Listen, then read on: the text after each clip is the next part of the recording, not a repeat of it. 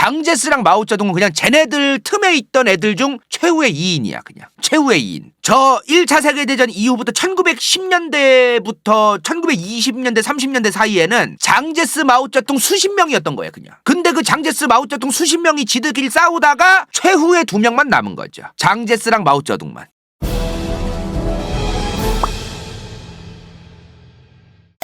1911년 다 망해가던 청나라에서 신의 혁명이 일어나죠. 이때 이제 등판하는 사람이 누구야?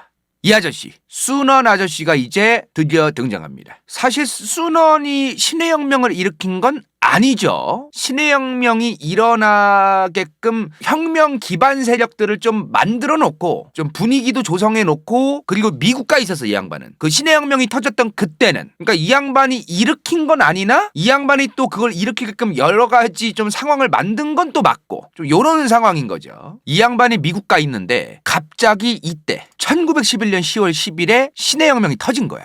그래서 이 양반이 미국에 있다가 이제 중국으로 바로 돌아오는 게 아니라 미국이랑 유럽이랑 막 기타 등등 막 여러 서구열강들 나라에 가가지고 돈 달라고 좀 자기들 혁명이 지금 일어났는데 이 혁명 군대를 좀 지원해달라. 그러면 서구열강 니네랑도 좀 친하게 지낼 수 있는 민주주의 국가가 이제 중국 대륙에 들어선다. 이제 이런 거를 막 작업을 해요. 이제 그러다가 12월 돼서야 이제 중국에 도착을 해. 이 양반이 10월 10일에 신의 혁명 터지고 나서 한 2달 뒤에 이제 중국에 들어온 거죠. 이 양반 얼굴이 지금 여기저기 다 박혀 있어. 중국 공산당에서 뭐 당대회나 이제 뭐 그런 행사하면 순원면상 박혀 있고 취임한다고 할 때도 이 순원 사진 앞에서 이제 취임 선서하고 차영잉원 아줌마도 양쪽에서 지금 순원을 빨아제끼고 있어요. 이 순원이 정통성이 있기 때문이야. 순원을 시작으로 청나라가 무너지고 새로운 국가들이 이제 탄생하기 시작하지 않습니까? 그러니까 뭔가 새로운 국가를 탄생시킨 순원의 정통으로 이어서 바통을 받은 게 바로 이 중화인민공화국이다. 한쪽에선 우리 대만이다. 이제 이러고 있는 거지 지금. 이제 신의 혁명이 터졌습니다. 신의 혁명 터지자마자 청나라가 그거를 막으려고 수많은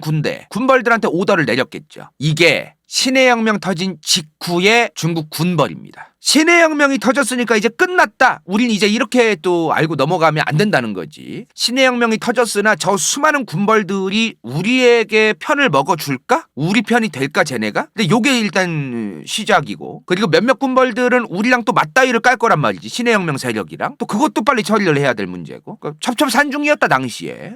이때가 1911년입니다. 신의 혁명 터지자마자 이제 청나라가 이 신의 혁명이 터진 중국에서 쟤네들을 막으라고 오더를 내렸겠죠. 당시에 북양군벌 허베이랑 산둥 랴오닝 쪽에 있던 군벌이 있었어. 그게 누구냐?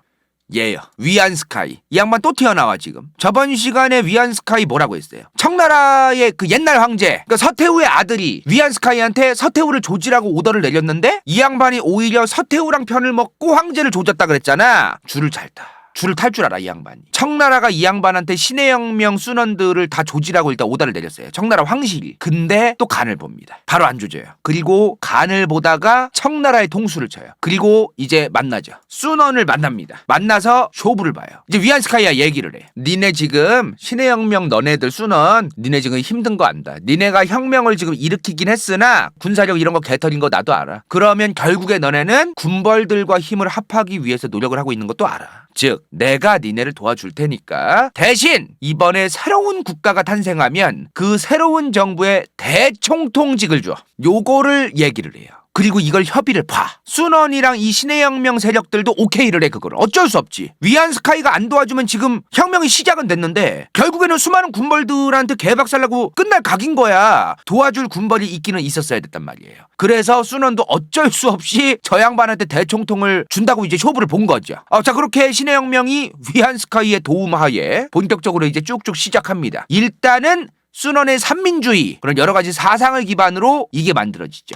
중화민국 리퍼블릭 오브 차이나 중화민국이 세워집니다. 그리고 1912년 1월 1일에 순원이 중화민국의 초대 임시총통이 돼요. 일단은 순원이. 근데 당시에 순원이 총통이 된 거는 중화민국을 세워야만 했던 정치군 세력들이 있었기 때문이에요. 이게 무슨 말이냐면은 당시에 수많은 자본가 그리고 지방에 영향력이 있던 정치군들 이 양반들이 청나라가 자꾸 지랄하는 게 같은 거야. 자꾸 세금 더 뜯으려고 하고 자기들 괴롭히고 짜증나는 거야 그게. 그러니까 얘랑 힘을 합해서 이 양반을 중심으로 혁명을 일으켜서 새로운 중화민국이란 나라를 세운 다음에 그 다음 우리가 계속 해먹던 게 유지가 될 것이다. 요런 계산 때문에 이제 이 사람의 편에 먹어요. 그리고 중화민국의 삼민주의 같은 사상 이런 것들의 기반과 기초가 된 사람이 이 양반이니까 이 양반을 일단은 얼굴마담으로 총통으로 지켜 세운 겁니다. 근데 아직 순원의 신해혁명 세력이 중화민국 세력이 청나라를 다 먹은 게 아니죠. 이렇게 군벌이 많은데 청나라가 망했다고 해서 끝난 게 아니요. 얘네는 청나라가 지금 망했을지언정 나머지 이 군벌들을 처리해야 돼요. 일단은 이 군벌들을 계속해서 자기들이 빨아먹어야 됐고 이 군벌들의 도움을 받아서 신해혁명도 이루어지고 있던 거다. 신해혁명 세력이 독자적인 세력과 군사력으로 하던 게 아니라는 거. 이거 분명히 알고 가야 돼.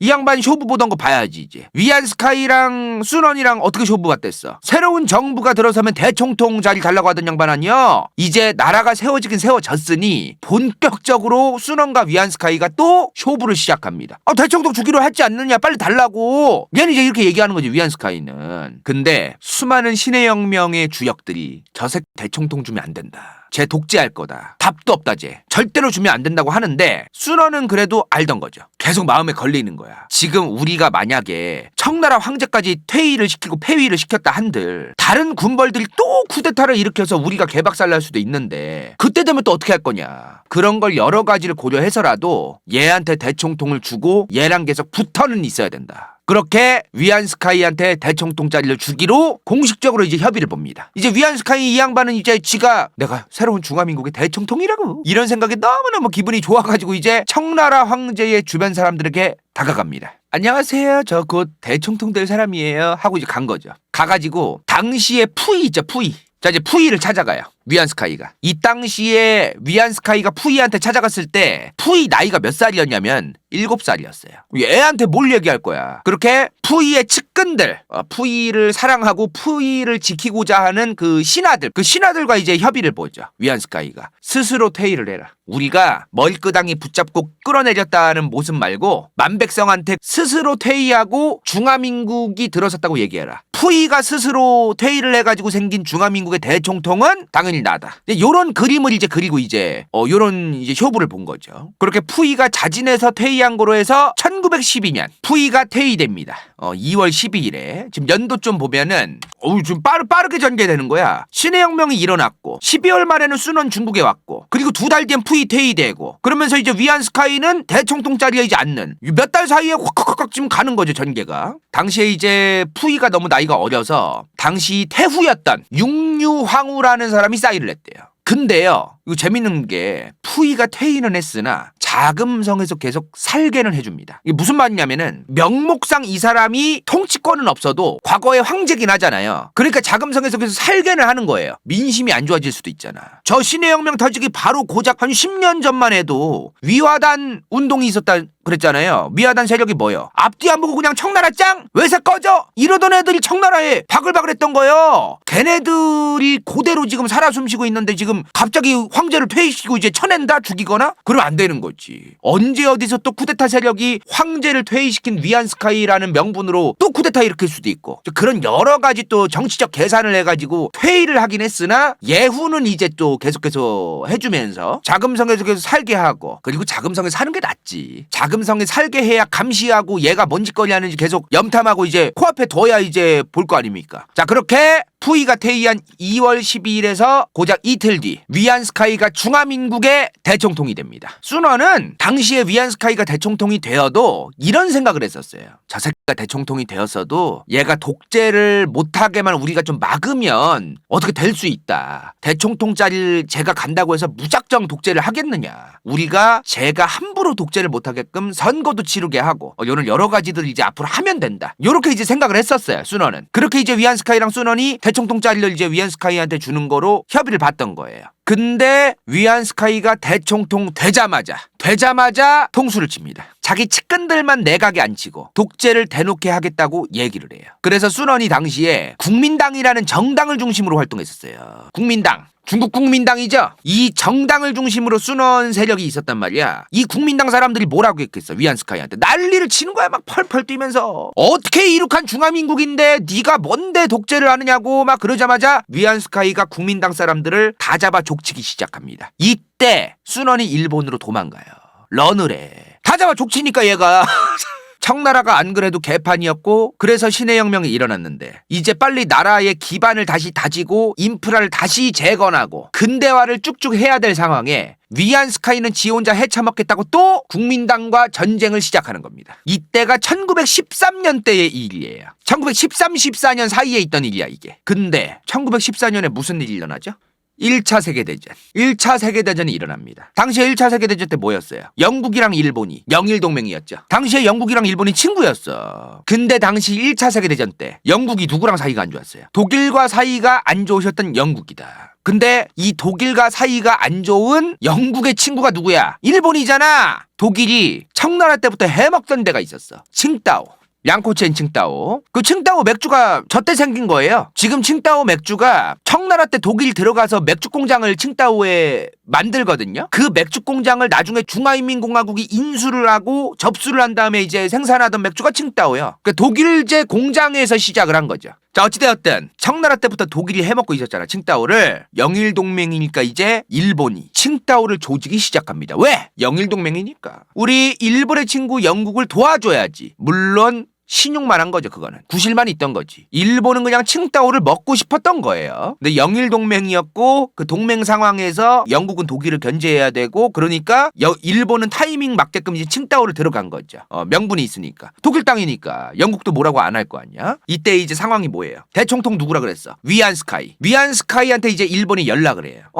안녕, 나 일본인데 나 영일동맹이라서 이번에 독일이 해먹고 있던 칭다오 우리가 먹으려고 하거든. 독일이 가지고 있던 철도, 광산사업, 그리고 칭다오 이런 거 우리가 좀 먹으려고 하는데 어떻게 생각해? 하고 물어봐요. 당연히 이때 국민당 신해혁명 세력들은 뭐라고 했을까? 개소리 하지 마라. 거기는 우리 거다. 독일이 이제 빠져나가면 이제 우리가 수복해야 될 곳이 왜 니네가 먹냐고. 근데 급한 거야. 자기가 대총통이잖아요. 그 조약을 찍는 당사자를 보여줘야 됐던 거야. 내가 실제로 이 중국 대륙의 중화민국이란 나라의 수반이고 최고의 결정권자고 이런 것들을 보여줘야 되는 거야. 빨리. 그래야 자기가 이제 실제로 자기가 대총통인 게 되는 거잖아요. 일본이 일단 그걸 인정할 거 아닙니까? 만약에 위안스카이가 사인을 한 서류대로 칭다오를 먹었어요. 근데 만약에 위안스카이가 국민당 때문에 이제 쳐내질 위기야. 그러면 일본은 당연히 위안스카이를 도와주겠죠. 왜? 그 사인을 무효라고 할 애들이 있을 수도 있잖아요. 국민당이. 위안스카이는 가짜다 그러면서. 그러면 일본이 위안스카이를 도와줄 수밖에 없는 상황이 되거든요. 이런 걸 계산해서 위안스카이가 빨리 사인을 한 거야 저거를.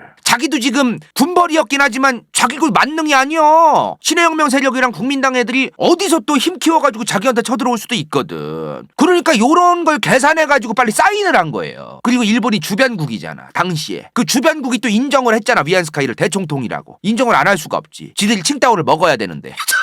그래서 지가 대총통이라는 그 명분, 기반, 정치적인 계산에 의해서 실제로 그냥 사인을 합니다. 일본이 중국한테 획득한 땅이 보면 지금 칭다오가 여기 있죠. 1915년. 요걸 먹어요. 그냥 사인을 해줘가지고 위안스카이가. 그리고 나서 이제 위안스카이는 더 설치고 다닙니다. 1915년 12월 12일. 어이가 없네. 씨부레. 중화민국이 아니라 중화제국을 선포합니다. 뭔 말이야? 지가 황제라는 겁니다. 이제 중화제국의 황제! 위안스카이 황제! 나는 황제! 황제국이 된 거야 갑자기.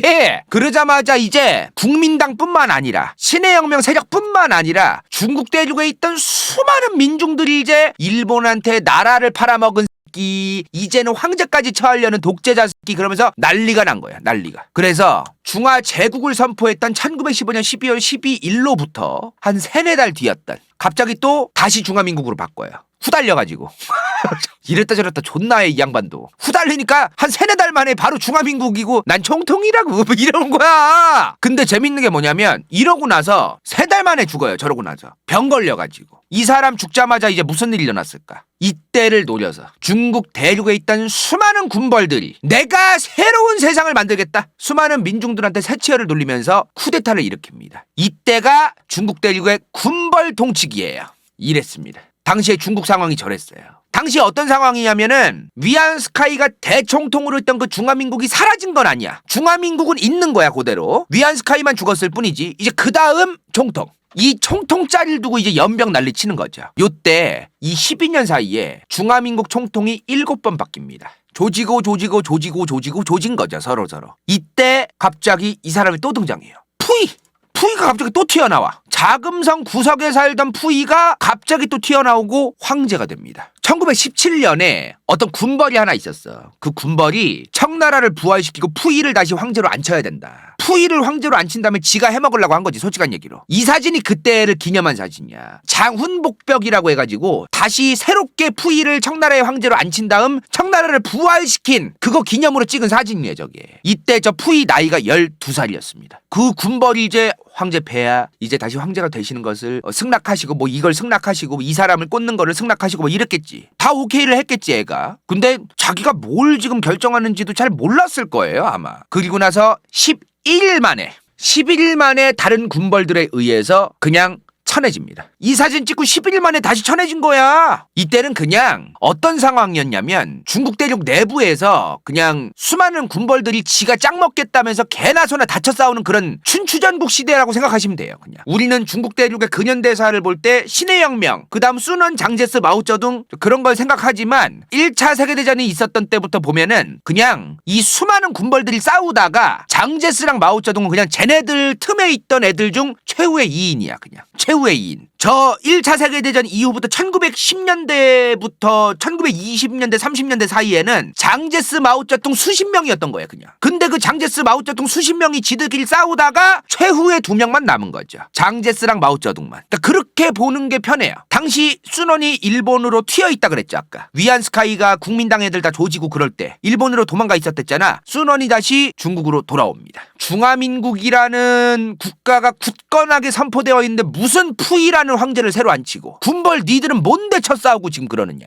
그러면서 이제 순원이 자기만의 혁명을 이제 시작해요. 순원은 뭐라 그랬어? 신의 혁명의 세력들은 자기들 혼자 할 수 있는 게 없었다. 군사력도 없었고 제대로 된 기반도 없었고 세력도 애매하고 그랬기 때문에 자기들이 독자적으로 군사력을 이끌고 뭘 혁명을 하고 전쟁을 하기가 어려웠다 그랬어요. 근데 이제 순원이 안 되겠다 이거. 계속 군벌들한테 일치이고 저리치고 이러니까 위안스카이 같은 애들도 통수치고 우리가 우리들 스스로 혁명을 이제 시작해야 될 때가 됐다. 어제 이런 걸 결정했을 때야 이때가. 근데 순원이 이제 자기 혁명 한다고 할 때 한창 이러고 있을 때 저 멀리서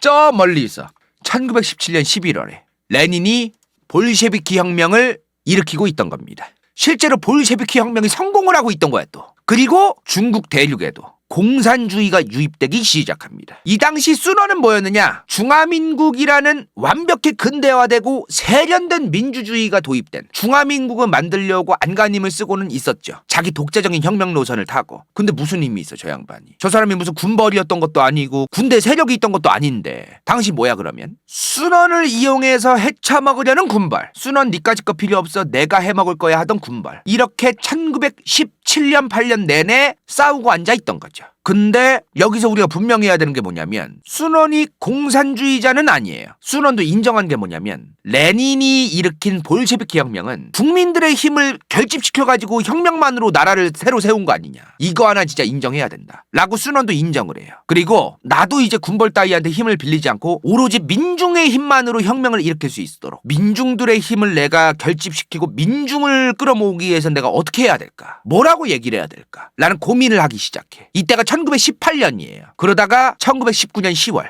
중국 국민당이라는 정당을 중심으로 나라를 팔아먹은 저 베이징 위안스카이의 후예들을 조지자. 이게 문제가 뭐냐면 근데 나라를 팔아먹은 저 위안스카이의 후예들, 위안스카이 죽고 나서도 지들끼리 계속 중화민국의 총통 가지고 싸우는 군벌들 많다 그랬죠. 걔네들을 조져야 된다는 생각을 했던 사람들, 그리고 제국주의인 잘못됐다고 생각하던 사람들, 그리고 한족 민족주의가 있던 사람들, 그리고 공산주의자들, 그리고 거대 대형 군벌들 때문에 좀 짜져 살 수밖에 없었던 중소군벌들, 얘네들을 다 모아요. 다 모아서 중국 국민당이라는 당을 중심으로 다 집어넣습니다. 여기. 그 뭐예요 지금? 중국 국민당은 이미 이전부터 있던 거예요. 순원이랑 생각이 비슷한 사람들만 있던 거란 말이야 대략. 근데 이제는 국민들을 기반으로 세력을 키우려고 순원이 했으니까 얘네들 다 집어넣은 거예요. 너무 사상이 천차만별이야. 아무튼 이렇게 세력이 커졌어. 겉으로 볼 땐 중국 국민당, 그 국민당의 세력이 굉장히 많아진 거죠. 많아지긴 했으나 자기들끼리의 의견이나 이런 게 좀 맞지도 않고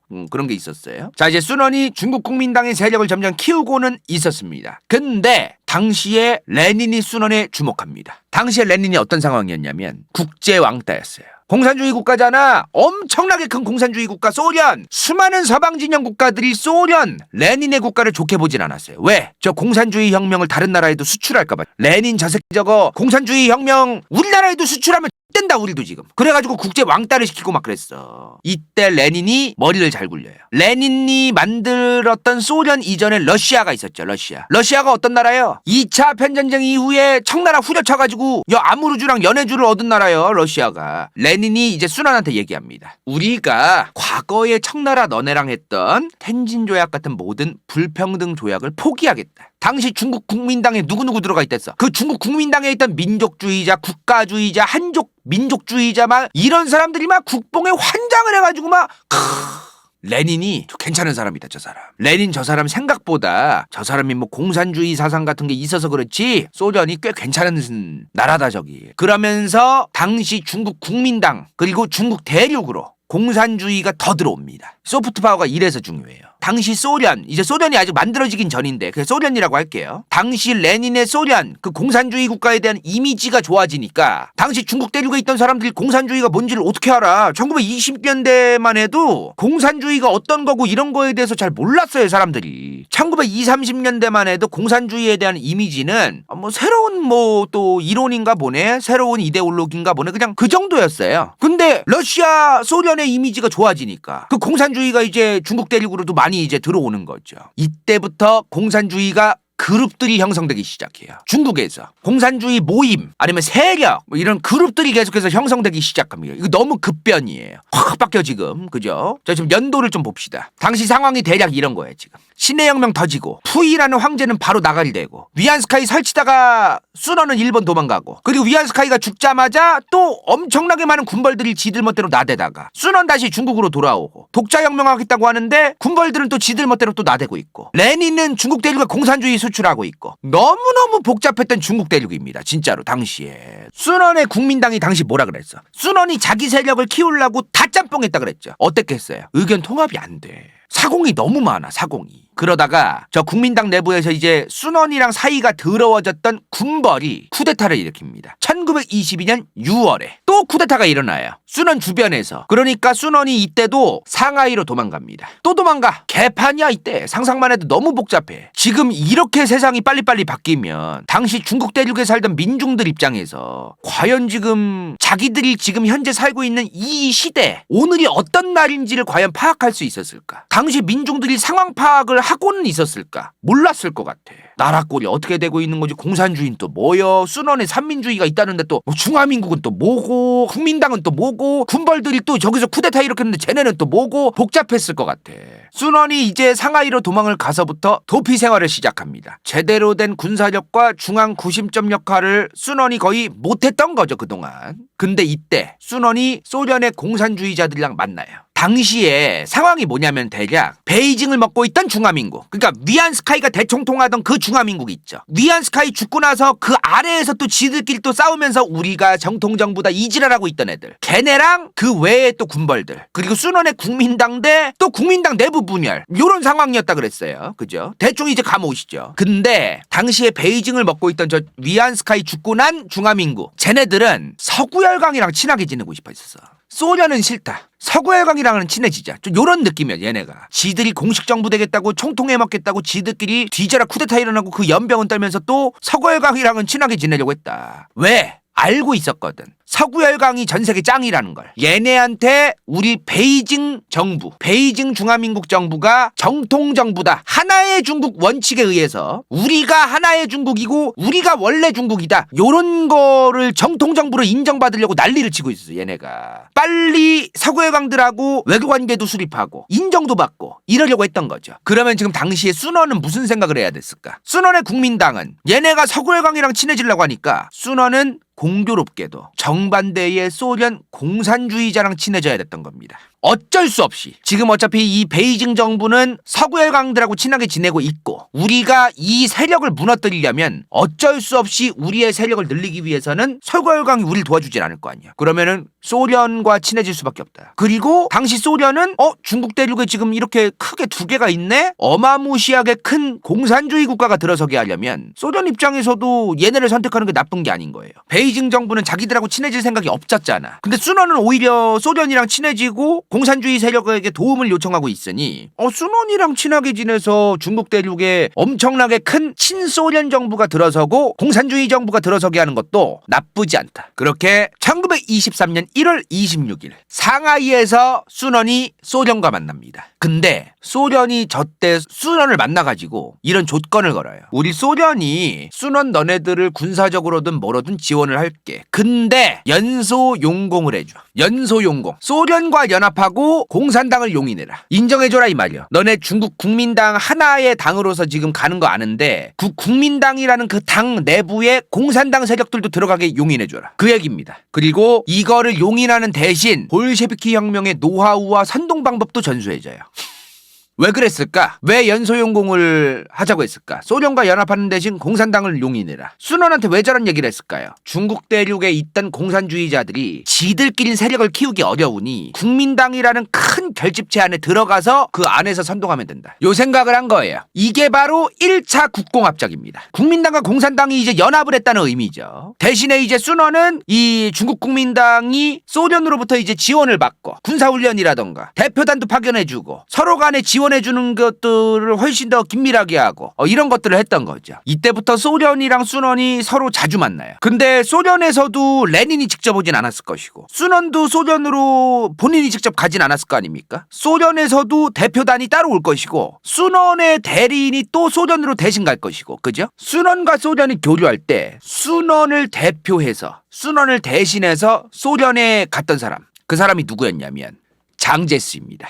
순원의 최측근이었죠. 순원의 오른팔이었고 그게 바로 장제스예요. 근데 장제스가 소련에 직접 가서 소련 대표단도 만나고 이제 소련의 상황도 보고 모스크바도 놀러가고 막 그랬을 거 아닙니까? 근데 장제스가 봤을 때 소련에 직접 가서 보니까 소련 꼬라지가 그냥 얘네 별 생각 없는 애들이다. 이 소련이랑 국가가 운영되는 꼬라지도 별거 없고 얘네 그냥 공산주의라는 거를 중국 대륙으로 퍼뜨리려고 지금 순원이랑 손을 잡은 것 뿐이지 아무런 생각이 없는 애들이다. 얘네 위험한 애들이다. 이런 생각을 해요. 소련도 민중들이 개판이었잖아요. 민중들이 먹고 사는 게 소련이 들어서서도 힘들었어요. 레닌이 혁명을 하면 뭐해? 혁명한 직후에도 소련의 수많은 사람들은 굶어 죽어가는 거는 매한가지였어요. 레닌이 집권을 하든 집권하지 않든 별 차이가 없었다는 거야. 그거를 보고 장제스가 이거 소련이 뭐 그렇게 대단한 것도 아니고 지금 사람들 못 사는 건 매한가지인데 얘네들하고 손잡아봤자겠는데 이거? 얘네는 지금 지들도 개털인데 우리 중국 국민당을 이용해서 중국 대륙의 공산주의자들을 퍼뜨리려는 수작밖에 안 된다 이거. 얘네랑 손잡아 받자겠다. 이런 생각을 장제스가 갖게 됩니다. 장제스도 처음에는 소련을 나쁘게 보진 않았어요.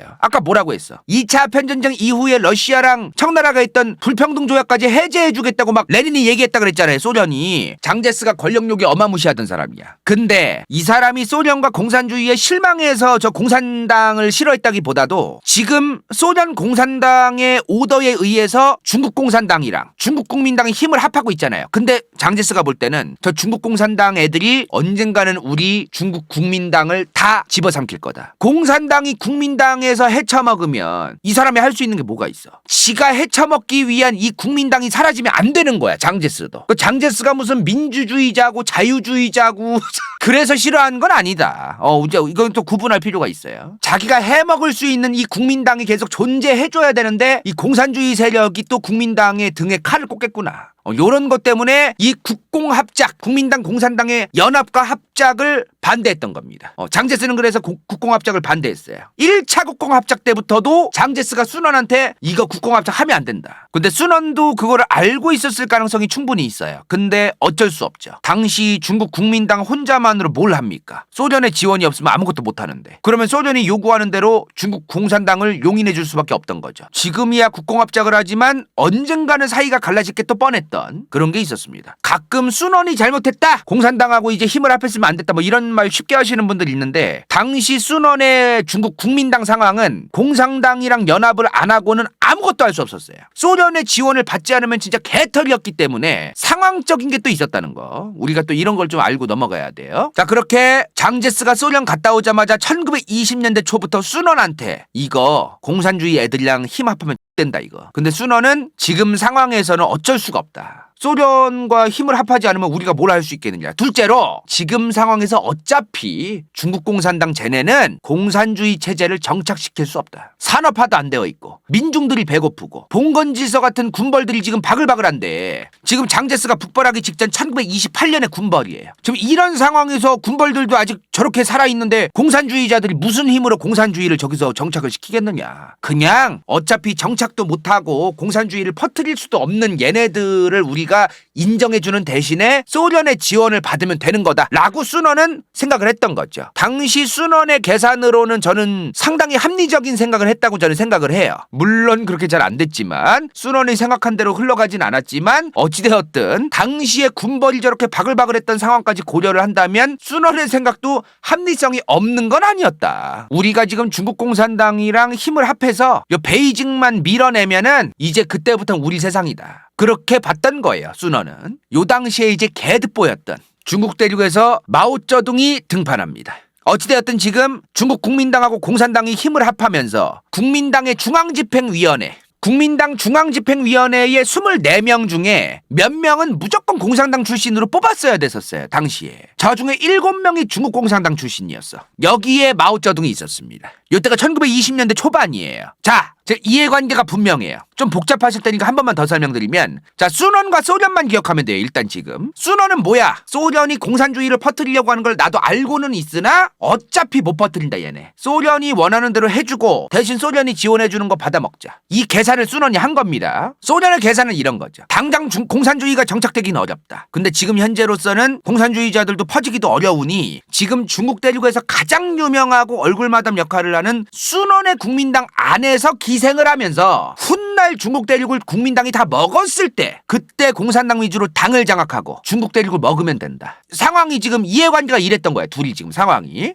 이게 재밌는 게 뭐냐면, 이때 당시 중국 공산당이 따로 있으나 없는 거예요. 뭔 말이요? 저 중국 국민당 안에는 지금 중국 공산당, 민족주의자, 반제국주의자, 민주주의자, 뭐 기타 등등 짬뽕 다 있단 말이야, 저 안에 지금. 그러니까 중국 공산당이 자기들의 세력을 따로 가지고는 있었으나 그 세력이 국민당 안에 들어가는 또 있었으니 공산당이 따로 있긴 하나 따로 있는 건 아닌 거죠. 얘네가 머리가 좋은 게 뭐냐면, 내가 아무리 공산주의자고 공산당원이지만 껍데기는 지금 국민당이 되어 있잖아요. 그래서 사람들을 만날 때 저 국민당원인데요, 국민당 좋아요, 그리고 공산주의 같은 것도 좋은 거예요, 이러고 댕겨요. 마치 사람들한테 요런 느낌을 자꾸 씌우는 거야. 민중들한테 국민당은 고로 공산주의와 어떤 이런 것들도 같이 이데올로기로 사상과 철학을 담고 있고 좋다고 이거, 이런 식으로 또 하는 거죠, 막 얘네가. 어찌되었든 이제 중국 국민당이 저렇게 짬뽕이 된 상태로 가고 있었습니다. 근데 당시 민중들에게 인지도는 오지게 높았어요. 하여튼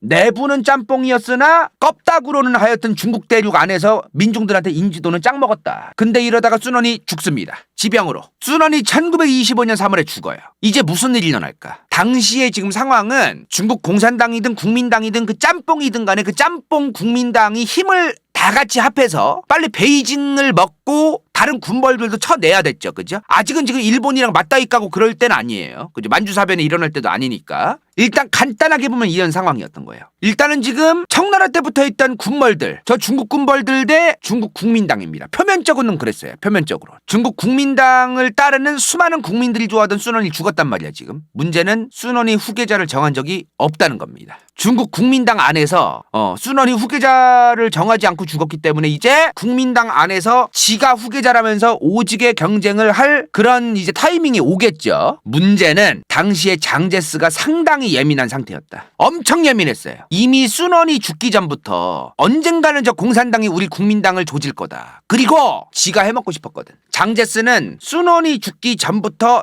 자기가 국민당이라는 당을 중심으로 지 혼자 해먹고 싶어 했어요. 국민당 내부에 있는 다른 파벌들도 다 쳐내고 그러면서 자기가 해먹어야 되는데 공산당까지 있는 거야, 국민당 안에. 그러니까 장제스 입장에서 이제 순원이 죽었으니까 엄청나게 예민해 있었겠지. 내가 어떻게 하면 짱 먹지 뭐 이러면서. 순원이 죽고 나서 장제스는 자기가 1등 하려고 안간힘을 쓰고 있었어요. 그래서 순원 죽고 나서 국민당 내부에서 장제스랑 왕징웨이랑 뭐 기타 등등 막 지들끼리 국민당에서 짱 먹으려고 난리도 아니었어 쟤네들. 그러다가 이제 순원이 죽고 나서 왕징웨이가 국민당의 주석으로 추대됩니다. 여기서 잊어서는 안 돼요. 아직 소련이 이 국민당을 계속해서 지원해주고 있던 상황입니다. 소련은 순원이 죽고 나서 무슨 생각했겠어 당연히. 그 국민당을 이끌 사람을 웬만하면 공산주의자가 하길 원했겠죠. 그래서 소련이 왕징웨이를 밀어줘요. 원래는 왕징웨이 말고 다른 사람을 밀어줬는데 그 사람이 갑자기 죽어. 그래서 그 다음 왕징웨이를 밀어줘요. 랴오중카이라는 사람이 있는데 그 사람이 암살을 당했어. 그래서 그 다음으로 이제 왕징웨이를 밀어준 거야. 자 어찌되었든 왕징웨이가 이제 국민당의 주석이 됐습니다. 당연히 왕징웨이가 주석이 된 이 상황을 장제스는 어떻게 생각하고 있었을까? 똑같지. 말해 뭐해.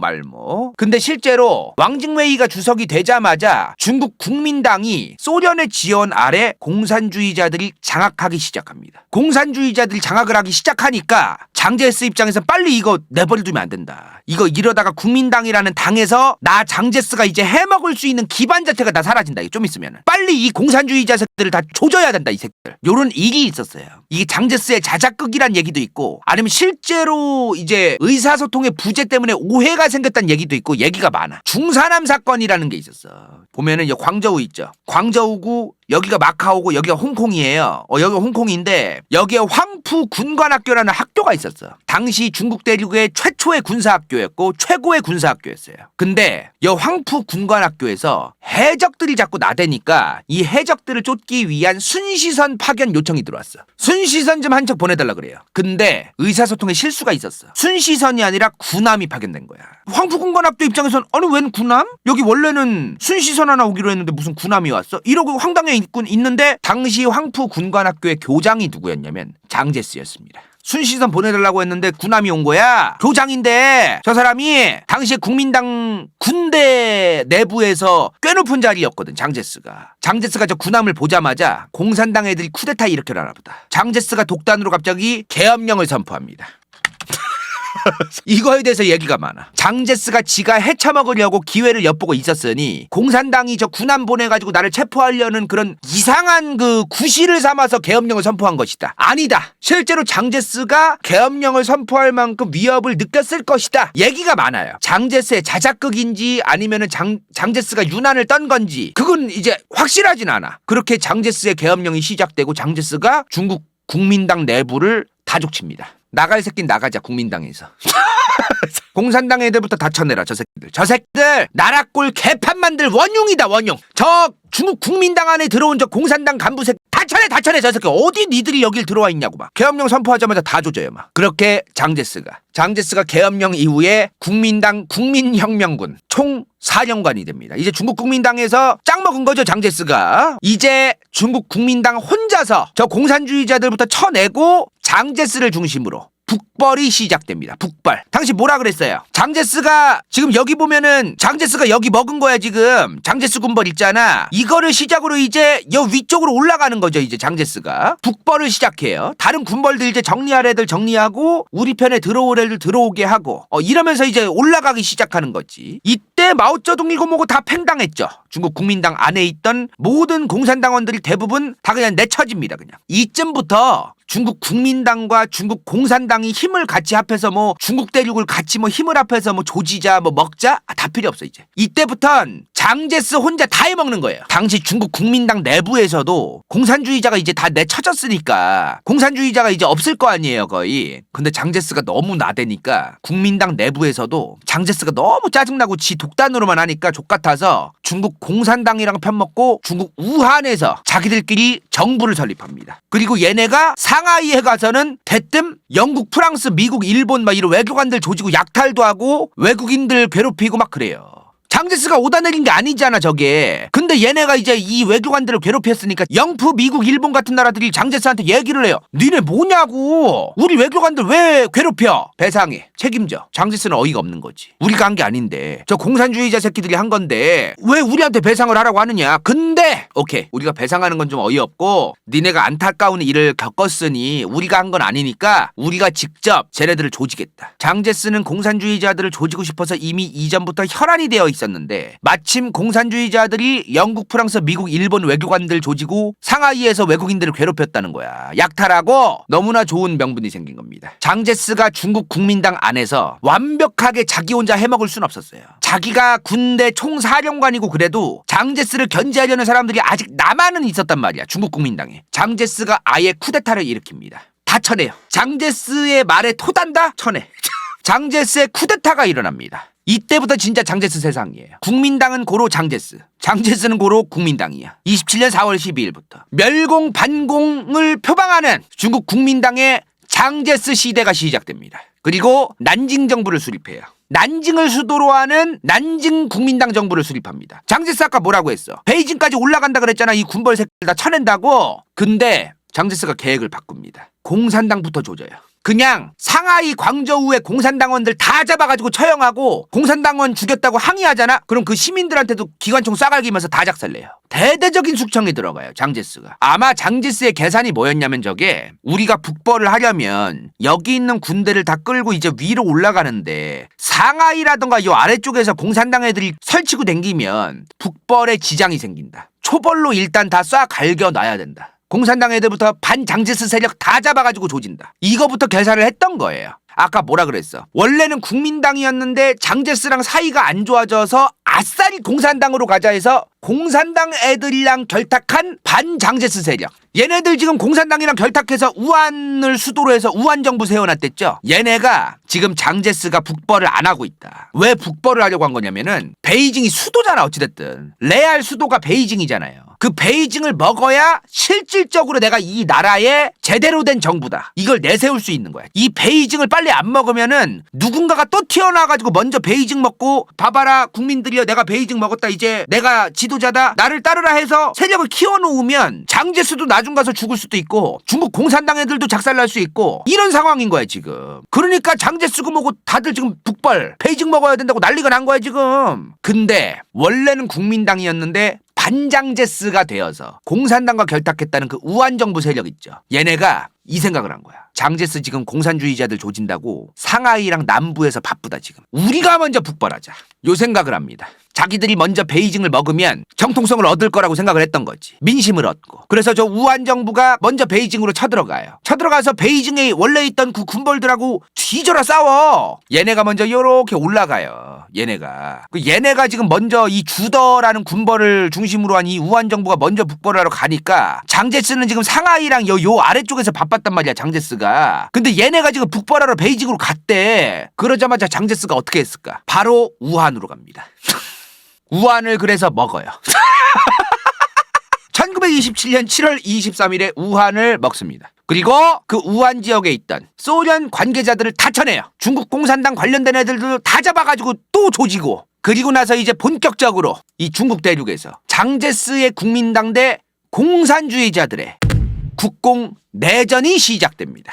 본격적으로 이제 공산주의자들도 저 국민당이랑 맞다이를 까야 된다 이거. 얘네들 내버려두면 X되겠다 우리 진짜로. 그래가지고 맞다이를 까기 시작하는 거죠. 당시 중국의 공산주의자들은 제대로 된 중심 세력이 없었어요. 장제스는 저 잘못된 쓰레기 같은 공산주의자들을 조져야 된다. 그리고 일본에 땅 떼어놨던 위안스카이의 후예들. 위안스카이 때문에 칭다오 뺏겼댔죠. 저 칭다오를 일본에 넘겨준 저 매국노 세력이 지금 베이징에 있다. 이런 얘기를 장제스는 하고 있었어. 국가를 망치는 저 공산주의 세력들을 조져야 된다. 그리고 베이징 정부 저 위안스카이 매국노 세력의 후예들을 조져야 된다. 이 두 가지를 얘기하니까 장제스가 실제로 초반에 민심이 좋았어요. 국민당 자체의 민심을 계속 얻어. 그렇게 결국에는 장제스가 1928년 4월부터 100만 대군을 끌고 베이징을 갑니다. 이때 장제스가 난징에서 집결해서 베이징으로 가거든요. 난징이 대략 여기 있어요. 여기. 베이징은 이쪽에 있어. 자 이제 여기로 가야 돼요. 그죠?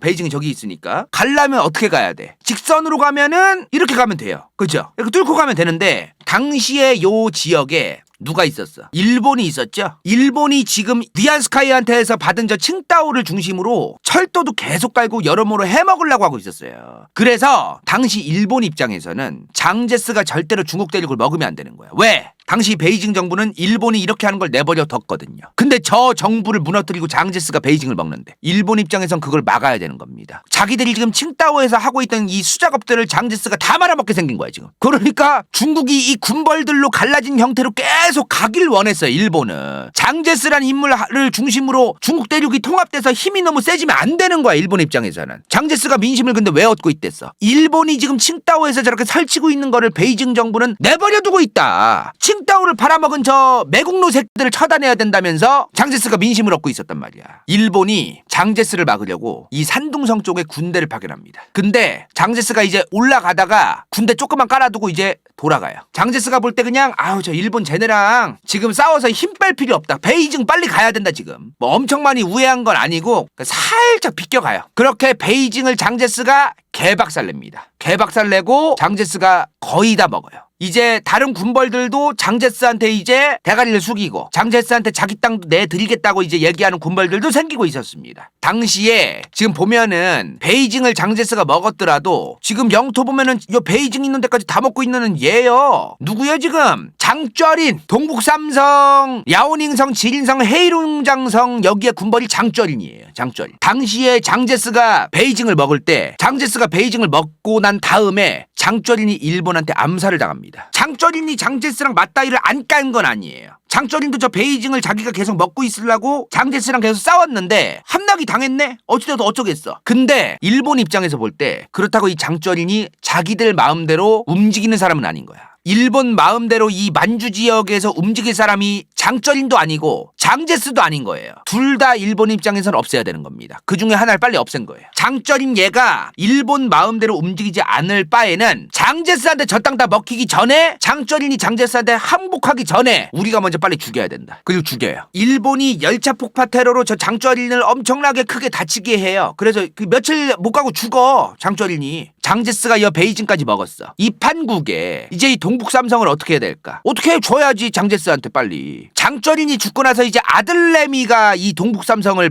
받았을 거 아니에요. 이 장쩌린의 아들 장쇠량입니다. 장쩌린의 아들 장쇠량이 저 동북삼성 군벌 자리를 이어가요 이제. 근데 이 장쇠량이가 저 동북삼성을 장제스한테 줍니다 그냥. 장제스가 이제 다 먹은 거야 여기를. 다 먹은 거야 여기를. 난징을 수도로 하는 장제스의 국민당 정부가 제대로 탄생하는 거죠. 장제스는 베이징을 수도로 삼진 않았어요. 계속해서 난징을 수도로 해서 국민당 정부가 들어선 겁니다. 제대로 들어선 거예요 이제. 이제 장제스가 당시 중화민국의 국가 주석에 오릅니다. 당시 수많은 군벌들, 여기 있던 수많은 군벌들도 국민당의 지지를 표했고 장제스하고 합의를 했고 그래가지고 중국 대륙이 장제스의 영토처럼 겉으로만 보면 보였어요. 근데 이거는 단순하게 보면 안 돼. 당시에 군벌들을 그대로 둔 상태에서 연합을 한 형태이기 때문에 장제스 국민당의 땅이 된 것처럼 보이기는 하나 얼마든지 또 통수치고 갈라질 수 있는 거는 있었다는 거죠. 장제스에게 군벌들이 땅을 내주긴 했으나 완전히 다 내준 건 아닌 느낌. 자기들의 기득권은 그래도 어느 정도 보장을 받고 내버려 두면서 그 상태에서만 좀 준 느낌? 그러니까 군벌들 입장에서는 장제스한테 안녕하세요 장제스님, 저희는 님을 지지합니다. 근데 군벌의 수장 자리 유지하게 계속 해주실 거죠? 그러면 저희 군벌들 장제스님에게 충성을 다하겠습니다. 좀 요런 느낌? 자 이제 어떻게 해야 돼요? 장제스도 현재 상태에서 저 군벌들한테 어거지로 개소리하지마 다 내놔. 니네 군대 다 우리 중앙으로 줘. 이거는 좀 에바잖아요. 그럼 그 군벌들이 장제스한테 충성을 하겠어? 그러니까 장제스가 일단은 내버려 뒀는데 계속 내버려 둘 순 없잖아 이 군벌들을. 그래서 중앙 집권을 할 수 있도록 조치는 취해야 되니까 이 군벌들의 군사력을 국가군대화해야 되는 거예요. 장제스도 이 생각을 하고 있었죠. 장제스라는 인물에 대한 어떤 그 성향, 이 사람의 목적 이런 게 여기서 좀 많이 드러나는데 초반에 얘기했죠. 장제스가 지혜 처먹으려고 난리치던 사람이라고. 여기서 극명하게 드러납니다. 장제스가 지방에 어디 놀러 가잖아요. 그러면 짐이 곧 국가다. 이런 말을 달고 살았대 이 양반이. 권력욕이랑 독재 스타일 너무 세가지고 지 뜻이랑 좀 안 맞는 애가 중앙 어떤 국민당에서 일한다 그러면 쳐내고 자기한테 충성하는 애들만 계속 그냥 물갈이하면서 내버려두고. 무슨 말이야 지금 장제스가. 당시에 장제스는 국민당이라는 그 당을 중심으로 중앙집권과 중앙군대 통합을 힘을 썼어야 됐었어요. 근데 장제스는 그걸 안 해. 초반에 뭐부터 하냐면은 그냥 당 내부 불가리부터 합니다. 지가 이제 헤쳐먹고 평생 천년만년 헤쳐먹으려고 독재하려고 이제 자기 사람 아닌 애들 다 물갈이하고 쳐내는 그 작업부터 이제 하는 거지. 이제 전쟁이 어느 정도 끝났잖아요. 군벌들도 자기한테 머리를 숙였고 중국 공산당 애들은 좀 설치고 다녀도 나중에 조지면 되고 내부 물갈이부터 했던 겁니다. 재밌는 게 뭐냐면 장제스가 누구 밑에 있었어? 순원 밑에 있던 사람이잖아요. 순원이 뭐 얘기하던 사람이야? 삼민주의 얘기하고 민주주의 도입하고 직접 선거 얘기하고 그랬던 사람 아닙니까? 근데 장제스는 자기가 지지율이 높고 애초에 중국 국민당에 대한 지지율이 높은 지역은 직접 선거를 하게 하고 자기 지지율이 조금 애매하다 싶은 데는 체육관 선거를 냈대요. 국민당 내부의 간접 선거. 뭐 하는 짓이요? 장제스가 본격적으로 1920년대 후반에서 1930년대 초반부터는 집회, 언론, 출판 자유 제한하고 자기 권력 위한 수작업 마련하기 시작하고 내부 물갈이하기 시작하고 이런 거에 대한 작업들만 혈안이 돼서 하고 있었다. 자, 드디어 이후에 1928년 장제스가 이제 군벌들의 군대를 통합합니다. 근데 아까도 말했지만 그 군벌들이 그걸 좋게 보겠냐고. 장제스가 저렇게 혼자 헤쳐먹고 지가 혼자 다 잘났고 그런다고 해서 중앙집권화하고 군대를 통합한다고 하니까 그 군벌들이 좋아합니까 그거를? 당연히 중간에 군벌들 중에 장제스 하는 꼬라지가 마음에 안 들면 지가 또 헤쳐먹고 싶어서 겐세이 넣는 그런 세력이 생기기 마련이죠. 그래서 또 쿠데타가 일어나요. 반장전쟁. 반장제스 연합 때 장제스 세력의 전쟁이야 이게. 그러니까 반장제스 연합은 얘네들도 원래 국민당에 있던 애들도 있던 거예요. 아니면 장제스한테 머리 숙이고 들어갔던 군벌들도 있던 거고. 그 반장제스 연합 때 장제스 세력의 전쟁인 건데 얘네가 어떠한 철학이 있고 이 전쟁의 명분이 뭐가 있든 간에 민심은 전쟁 그만하고 농사짓게 해줘였습니다. 근데 이 반장전쟁이 1929년부터 1931년까지 또 3년 내내 진행됩니다. 신해혁명이 있었던 1911년부터 1931년까지 지금 전쟁이 끝난 적이 없어. 개판인 거야 진짜. 그러니까 이제 어떻게 되는지 아세요? 지금 얘네 둘 다 원래 국민당이에요. 국민당이었는데 장제스가 똑같아서 나온 국민당 애들이 반장제스 연합인 거예요. 민심이 이제 어땠을까? 이때부터 민심이 너네도 국민당이었고 너네도 국민당이었는데 둘 다 싫어. 우리는 전쟁 안 하고 지금 농촌에서 지금 농사 지으면서 가족들하고 있고 싶고 우리 먹고 사는 거 배고픈 게 빨리 해결돼야 되는데 너네들은 도대체 시부레 뭐 하냐? 하면서 민심이 퇴계래요. 이제 민심이 어디로 갔을까요? 농민과 민중 중심으로 정치를 하겠다고 표방하고 있다. 공산주의 세력이 지지를 얻기 시작합니다. 그동안 장제스가 하도 그 공산주의자 잡히기만 하면 족쳐가지고 숨어 계셨거든 이분들. 지금 장제스가 자기에게 반대하는 국민당 세력이랑 싸우는 거잖아요 지금. 이걸 싸우는 동시에 공산당이 너무 무서운 거야.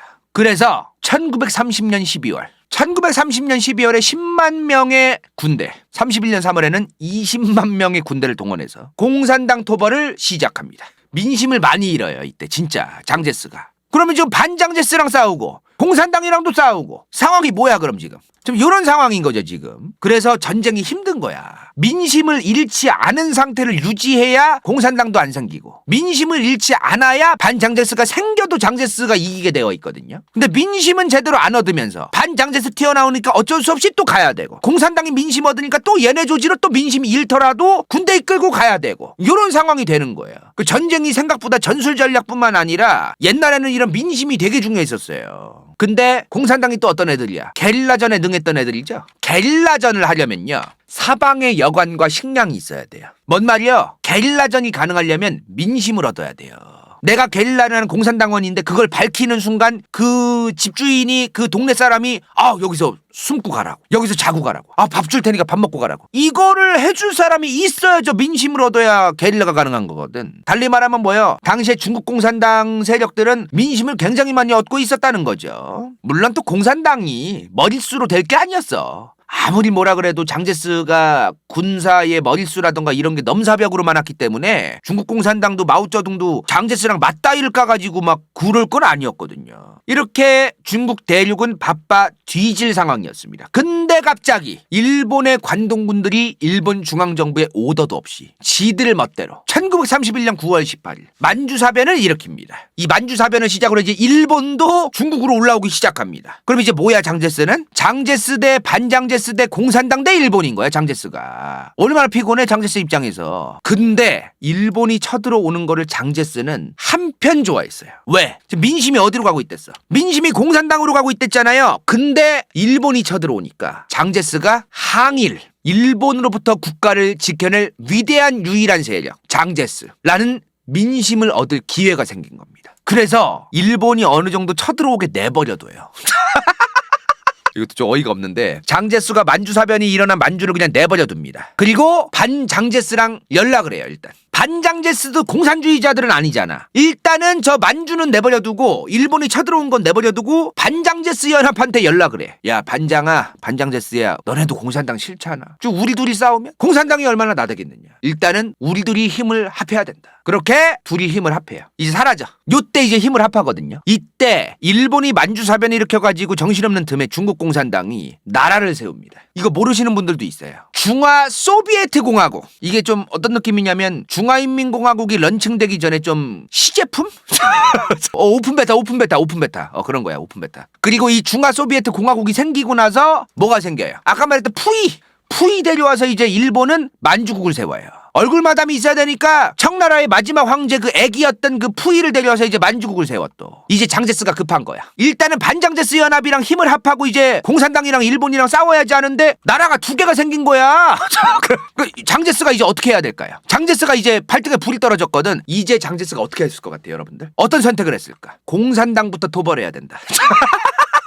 공산당부터 무조건 도벌해야 장제스 3대 세습이 가능해진다. 일본은 일단은 뒷전이다. 일단 공산당부터. 이 사람이 멸공의 진심이었어. 그렇게 100만 병력에 200대의 전투기. 저 당시에 중국 국민당의 여력이었으면은 200대 전투기면 어마무시한 양이에요, 저게. 어디서 구해왔어, 저거? 200대의 전투기에 100만 병력을 동원해서 공산당에 대한 총공세를 펴기 시작합니다. 당시에 공산당들이 어디서 설치고 댕겼냐면 장시성에서 설치고 댕겼어. 장시성. 어디야 지금? 여기서 가장 설치고 댕겼어. 게릴라라고. 산이 많으니까 여기가 게릴라기 너무 안성맞춤이야. 이거 다 산이거든요, 이거. 그래서 일단은 장제스가 저 장시성에다가 100만 대군을 다 쏟아 부어요. 근데 중국 공산당이 그래도 오래 버텨. 얘네가 게릴라면서 1934년 10월까지 버팁니다. 근데 도저히 못 버텨요. 이제는 안 되겠다. 이걸 더 이상은 못 버티겠다. 포기합니다. 결국은 장시성에서 나와요. 나와서 결국 우회해서 1935년 10월까지 1년 동안 무려 12,500km를 떠도는 마오쩌둥과 함께하는 죽음의 국토대장정 대장정을 시작합니다.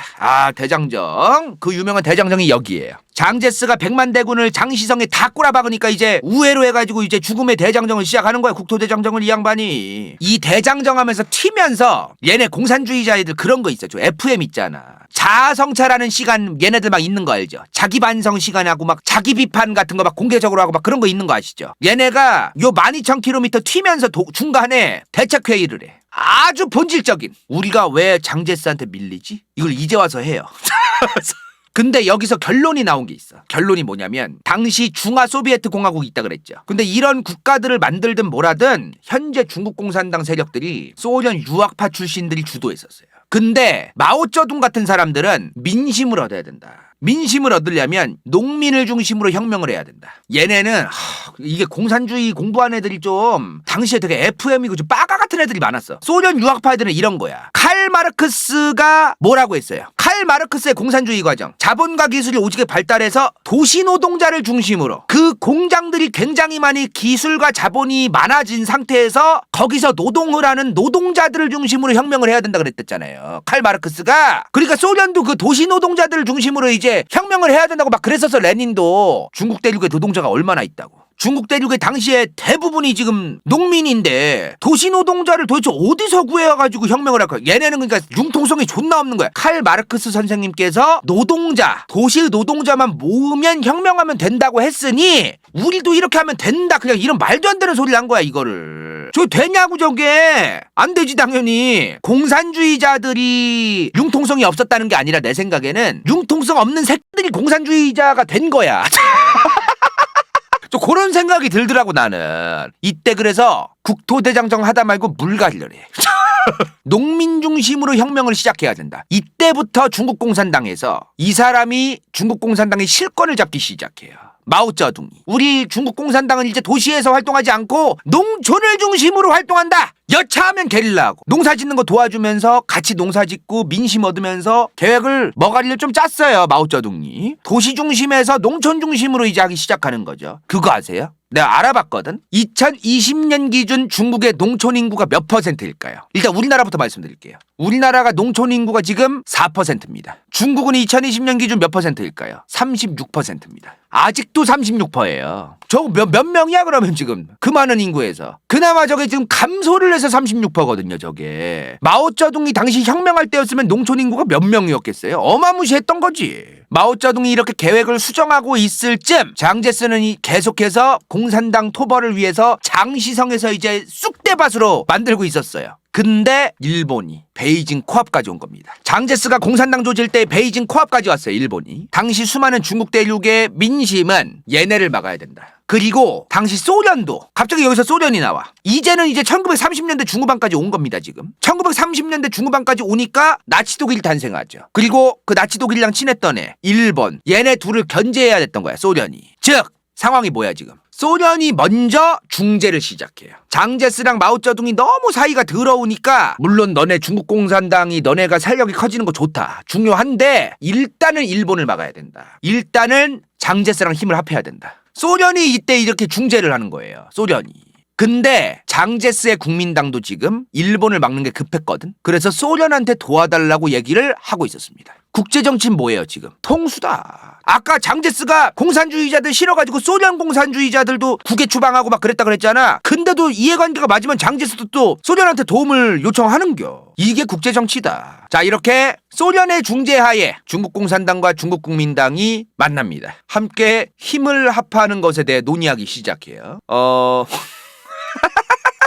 이 세상에서 가장 어색한 사진이야. 이제 만나서 대화를 하십니다. 이제 우리 힘을 어떻게 합할까? 뒤져라 싸우기도 했고 우리 그동안 서로 포로도 많이 잡아놨고 우리가 서로 잡아 족친 사람도 많고 과거사를 또 어떻게 해야 되며 서로 감정적으로도 졸라 안 좋고 막 속이 너무 뻔히 보이는데 둘이 대화를 하는데 중국 공산당이 얘기를 해 일단 우리 공산당원들 체포한 사람들 다 풀어줘라. 그리고 국민당이랑 동일한 통일된 군 총지휘부를 만들어달라. 사실 속이 좀 뻔하죠. 이렇게 통일된 군총 지휘부를 만든 다음에 저 통합한 지휘부 안에서 정보를 교란시키고 구라를 몇 번 치고 그래가지고 쿠데타각을 일으키기가 더 쉬워지거든요. 그러니까 국민당 입장에선 저걸 들어주기가 좀 그런 거야 진짜. 당연히 국민당이 공산당의 요구를 들어줄 리가 없죠. 계속 대화만 하는 거야. 대화만. 겉도는 대화만 수레바퀴 마냥 계속 하는 거예요. 근데 이렇게 대화를 하는 동시에 장제스가 뭐 하고 있었는지 아세요? 족치고 있었습니다. 또 족치고 있었어. 또 장제스는 공산당 잡으라고 또 오다를 내린 거야 지금. 저 새끼들 지금 협의하는 꼬라지 보니까 어차피 대화 안 된다. 말 안 통하고 다 조져 지금. 조져 다시. 다 족차! 그러고 있던 겁니다. 근데 그러진 않아요. 오다는 내렸으나 실행에 옮겨지진 않았어서. 왜? 민심이 당시 뭐야? 일본을 막아라 이 말이야. 민심은 빨리 일본을 막아라는데 뭘 자꾸 지금 공산당을 족쳐. 지금 상황이 지금 그런 거야. 언제까지 공산당만 잡을 거냐. 일본이 베이징 코앞까지 왔는데 근데도 장제스가 계속 저까! 다 필요 없어. 무조건 공산당 이 새끼들부터 다 조지라고 일단은 막 이러고 있는 거야 장제스가 막. 이미 장제스는 민심을 너무 잃었어요. 이쯤 되었을 때부터도 장제스가 민심을 얻을 가능성은 거의 지금 계속 내려가고 있는 계속. 장제스는 민심을 얻을 거를 취하면서 공산당을 조졌어야 됐던 거예요. 민심을 얻지는 않으면서 공산당만 조지니까 안 됐던 거야. 공산당은 장제스한테 처발리면서 동시에 민심을 얻었거든요. 그래서 국민당이 져갔던 겁니다. 일반 민중들이 이제 도대체 장제스 저 인간은 일본으로부터 이 중국 대륙을 지키려고 하는 인간이 맞나? 아니면 지가 헤쳐먹으려고만 하는 건가? 의문이 자꾸 생겨나기 시작하는 거야. 민심이. 이때 너무너무 중요한 사건이 터지죠. 시안사변. 장쉐량이가 일으킨 사변입니다. 이게 뭔 말이냐면 장쉐량이라는 사람이 장제스랑 친했어요. 근데 이 양반이 진정성을 다해서 장제스 형님 제발 공산당을 그만 잡아족치고 이제 잠시 일본이랑 맞다이를 까야 됩니다. 한다면서 공산당이랑 힘을 합하라고 난리치면서 일본을 일단 막아야 된다고 장제스를 납치한 사건이에요. 이 장쉐량이라는 인물이 평생을 거의 가택연금을 당하죠. 대만까지 잡혀가요. 그래서 장제스가 나중에 대만 섬으로 도망갈 때 장쉐량이를 이날부터 가택연금 시키거든. 감옥엔 처음에 넣었다가 이제 얼마 안 있어서 빼내준 다음에 가택연금 시키는데 이제 장제스가 대만 섬으로 도망가잖아. 그때도 데려가서 대만에서도 가택연금 시켜 이 사람. 거의 평생을. 그러다가 나중 가서 이제 좀 풀어줘요. 장제스 죽고 나서. 아무튼 그런 일이 있었는데. 자 어찌됐든 이 시안사변이 일어납니다. 장제스가 뒤져라 말을 안 들어요. 왜냐하면 장제스가 어떤 생각을 가지고 있었냐면은, 근데 장제스 말도 맞기는 맞았어요. 무슨 말이냐면은 이번이 마지막이다. 마오쩌둥, 저우얼라이 이런 애들 지금 다 나타났는데 얘네만 싹 다 잡아족치면 이제 끝난다. 더 이상 공산당을 토벌할 필요가 없어진다. 얘네만 족치고 바로 일본 조지면 된다. 이게 마지막이다라는 생각을 가지고 있어서 장제스가. 근데 장쇠량이가 그거 그만두고 민심을 이미 얻은 공산당과 힘을 합해서 일본하고 맞서 싸워라. 요걸 얘기하니까 장제스가 너무 아쉬운 거야. 얘네만 족치면 끝나는데 진짜. 장쇠량이가 장제스를 납치하기 직전에 상황이 있었어. 장쩌린이가 누구야? 장쇠량이 아빠야. 장쇠량이 세력이 있는 저 동북삼성 저 기름 일본이 지금 다 먹고 있잖아요. 먹으러 올라오는데 거의 다 먹히는데도 장제스가 가만히 있는 거야. 그럼 장쇠량 입장에선 자기 세력과 자기의 땅과 자기의 영향력이 있는 그 세력 다 나가야 되는 겁니다 이제. 그 빡치는 거야. 그래서 장쇠량이가 빨리 이것 좀 막아달라고 하는데 장제스는 자꾸 조까 공산당부터 잡아야 된다. 좀 기다려봐 이 새끼. 이러고 있으니까 이런 영향도 있었을 거예요. 어찌됐든 장쇠량이 장제스를 납치했다가 장제스한테 약속을 받고 이제 풀어줍니다. 그리고 장쇠량은 바로 군 통수권자 장제스를 가둬놨던 이유로 징역을 살죠. 근데 장제스가 이제 특별히 풀어줍니다. 그리고 이후에는 56년 동안 가택연금 상태로 살아가죠. 나중에 이제 대만섬 틀 때도 장제스가 데려가고. 아무튼 이제 장제스가 풀려납니다. 이때가 장제스 풀려난 날이 크리스마스예요. 1936년. 이때 일본이 본격적으로 중국 대륙으로 쳐들어옵니다. 난징 대학살도 이 이후에 이제 일어납니다. 이때부터 장제스도 더 이상 공산당을 잡을 그게 없어. 지금 난징까지 내려오고 지금 연병 난리를 치는데 일본이 무슨 공산당 도벌이야. 이건 말도 안 되는 거야 이제는. 장제스도 이제 국공 합작을 또 합니다. 국민당과 공산당의 제2의 합작, 제2차 국공 합작이죠. 근데 살짝 늦은 감이 없지 않아 있었어요. 이때 일본이 1938년에 어디까지 먹냐면 광저우랑 우한까지 점령합니다. 뭔 말이야 지금. 우한이 어디 있어? 우한이 여기 있어요. 광저우는 여기 있고 바다로도 들어오고 여기 위에서도 들어오고 지금 연병 난리가 났다는 거예요. 이게 1937년 중일전쟁 한창일 때의 일본 영토예요. 바다로도 들어가고 있고 위에서도 지금 내려오고 있고 이러고 있는 거야 지금. 장제스가 풀려나자마자 적고라지가 났던 거죠. 근데 일본이 이 광저우라던가 해안을 먹고 위로 못 올라오는 거예요. 왜? 여기를 먹긴 먹었는데 그 다음에 못 올라가. 여기 게릴라 장인들이 있었거든. 몇십 년 내내 장제스랑 맞다이 까면서 게릴라만 하던 애들이 여기 다 있는 거야. 잡초 같은 애들이 있었어 저기. 중국 공산당 애들이 잡초처럼 게릴라 장인들이 저기 있으니까 못 올라가는 거지. 30년 게릴라 장인이거든 걔네가. 자, 국민당도 중국 공산당에게 게릴라를 배워요. 배워서 같이 게릴라를 하기 시작합니다. 이제 원래는 중국 공산당이 구식 무기를 들고 게릴라를 했는데 신식 무기를 가지고 있던 중국 국민당과 함께 게릴라를 하니까 더 잘 되는 거야. 그러니까 일본이 당시 어떤 느낌이냐면 요만치 먹었어도 확실히 먹은 게 아닌 거예요. 먹어도 또 쳐들어오면 그만이지 뭐. 그러니까 확실하게 먹었다고 보기 어려웠던 영토였다 이게. 근데 이 와중에 중국 국민당이 또 병크를 일으켜. 반장제스 세력이 공산당이랑 편을 먹거나 몇몇 국민당 세력은 일본에게 항복을 하고 땅을 일본한테 그냥 넘겨줘요. 장제스가 운이 더럽게 없어. 항일이라고 하는 일본으로 맞서 싸운다는 것 때문에 그나마 민심을 부여잡고 있던 국민당인데 그 국민당 애들이 지금 일본한테 항복을 하는 거야. 일부러 막 땅 내주고 지 살라고. 민심이 또 어떻겠어요 지금. 공산당은 잃을 것도 없어. 공산당은 일본한테 넘겨줄 땅이 없어서 걔네는. 근데 항복을 하니까 국민당에 대해서 이제 민심이 또 쟤네는 일본에게 땅을 넘겨주는 매국노들이다. 또 이런 게 생겨요. 점점 민심이 또 어떻게 됐을까? 이 중일전쟁 내내 민심이 국민당은 가면 갈수록 떨어질 수밖에 없는데 갈 데가 또 어디 있어? 민심이 공산당밖에 없는 거예요. 중일전쟁 내내 공산당으로 넘어가는 겁니다. 민심이. 그러니까 장제스가 또 불안한 거야. 국민당 내부에서 민심이 자꾸 안 좋아지고 내부 문제 때문에 민심이 자꾸 안 좋아지니까 중일전쟁을 할 때 또 공산당 토벌을 또 합니다. 안우이성. 여기에 장수성 옆에 이 안우이성이 있어요. 그죠? 보이죠? 대중. 이 안우이성에서 대기 중이던 공산당 군대가 있었어요. 아직 일본이랑 싸우기 전이었어. 대기 중이던 9,000명이 있었거든. 9,000명. 얘네한테 오더를 내려. 북쪽으로 철수하라고. 그리고 그 북쪽에 땅 크고 뭐고 대포고 총이고 다 깔아놓습니다. 북쪽으로 철수하는 애들 다 쏴갈기려고.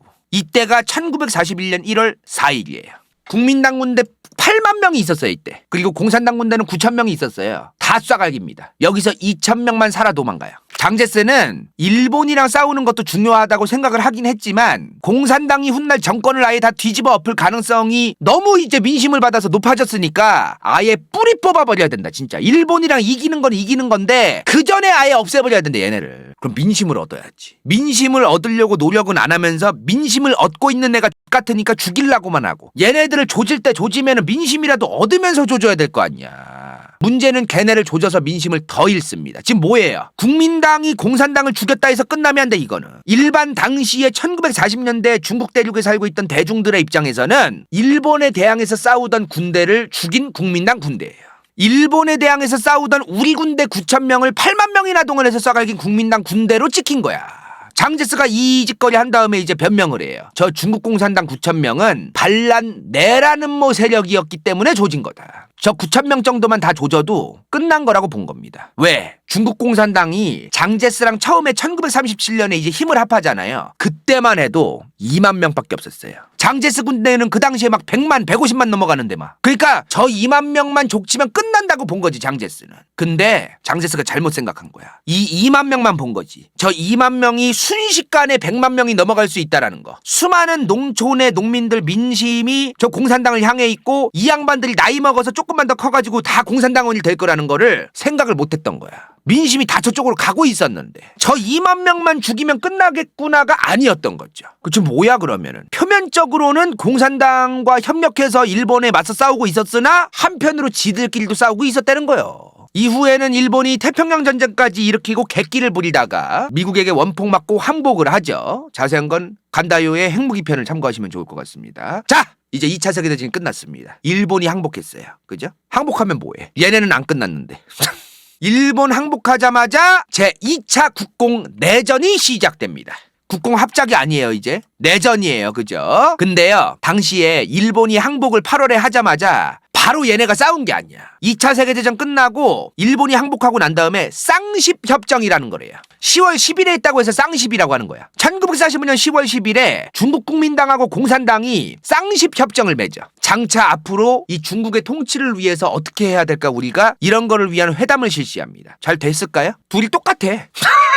협정 맺고 구라친 후 통수치자 둘 다 똑같아요. 이미 저 협정을 벌이고 있는 그 기간, 대화를 하는 기간이 있을 거 아니야. 몇 달 동안 회의를 하거든요. 그 몇 달 내내 지들끼리 싸우고 있었어요. 이미. 언젠가는 우리가 이 협정을 맺어도 언젠가는 우리가 싸울 수 있다. 언젠가는 또 전쟁할 거고 언젠가는 한쪽만 이겨야 될 전쟁이다 이거. 둘 다 알고는 있는데 일단은 지금 웃으면서 시입을 이제 가식적으로 우리 또 평화적으로 이제 우리 협의를 하고 앞으로 또 동반자로서 우리 중국 공산당과 국민당이 함께 이 중국 대륙을 굳건히 또 유지하기 위해서 우리 같이 콜라보를 어떻게 할까요? 이지랄 하고 있던 거죠. 그냥 눈치 보면서. 당시 미국과 소련의 입장이 어땠을까요? 2차 세계대전이 끝난 후 중국 대륙에 대한 미국 소련의 입장이 뭐였을까? 먼저 소련. 재밌는 게 뭔지 아세요? 소련은 생각보다 누가 중국 대륙을 먹든 별로 생각이 없었어요. 그러니까 우리가 생각할 무조건 마오쩌둥이 돼야 된다. 마오쩌둥이 되는 게 좀 더 괜찮긴 하겠다고 생각은 했지. 소련도. 근데 그렇다 한들 누가 되든 어차피 우리랑 사이가 안 좋겠다.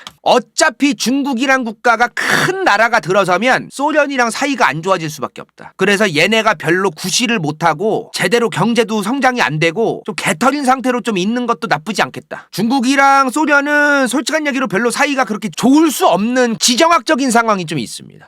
이런 사진이 있었네. 일본을 이긴 기념으로 축배하는 마오쩌둥과 장제스 1945년 9월.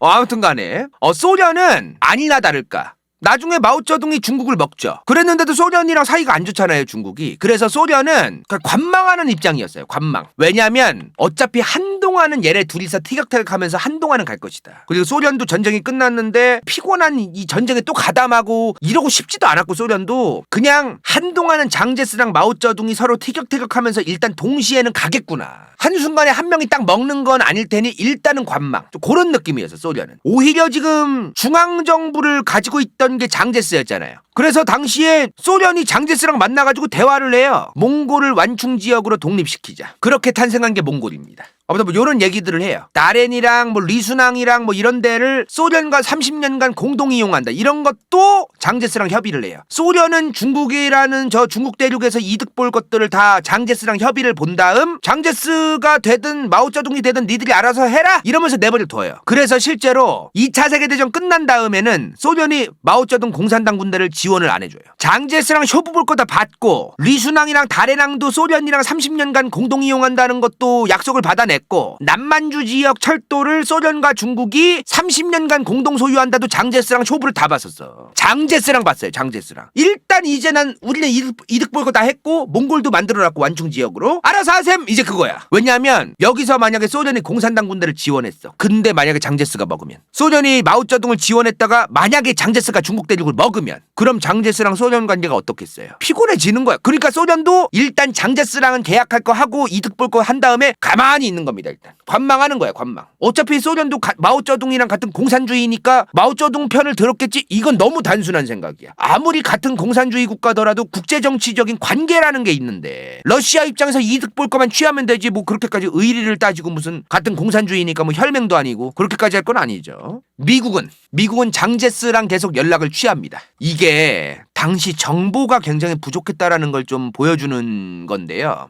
어떻게 이렇게 생각을 했을까? 미국은 당시에 중국 공산당이랑 마오쩌둥을 어떻게 인식하고 있었냐면 그냥 민주주의 국가에 있는 정당 중 하나?